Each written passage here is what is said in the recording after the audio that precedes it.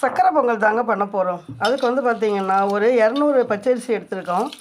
சும்மா வந்து ஒரு 25 கிராம் வந்து பார்த்திங்கன்னா சிறுபருப்பை வந்து கொஞ்சம் லைட்டாக வறுத்துட்டு பச்சரிசியும் சிறுபருப்பும் சேர்த்து தாங்க ஊற வச்சுருக்கோம் பாருங்கள்.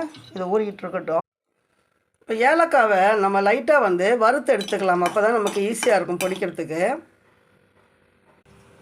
ஏலக்காவை நல்லா பொடிச்சு எடுத்துக்கலாம். இப்போ அப்படியே கொஞ்சம் நெய் ஊற்றிட்டு நம்ம தேங்காய் இருக்கு இல்லையா, கட் பண்ணி வச்சுருக்கிற தேங்காய் அந்த மாதிரி பொடி பொடியாக கட் பண்ணி எடுத்துக்கணும். அந்த தேங்காவோடு சேர்த்து முந்திரி பருப்பு திராட்சை ரெண்டையுமே நம்ம வறுத்து வச்சுக்கலாம். நல்லா தேங்காய் நல்லா வெந்ததுக்கப்புறமா முந்திரி பருப்பு போடணும். முந்திரி பருப்பு போட்டு திராட்சை பழம் போடணும். நம்ம நல்லா கருப்பு திராட்சை போட்டுட்டு அதுக்கப்புறமா வந்து இந்த முந்திரி பருப்பை போட்டு வறுத்து எடுத்து வைக்க வேண்டியது தாங்க. அரிசியும் பருப்பையும் குக்கரில் வேக வச்சிடலாமுங்க. கரைச்சி வச்ச வெல்லம் வறுத்து வச்ச முந்திரி பருப்பை சக்கரை பொங்கல் ரெடி.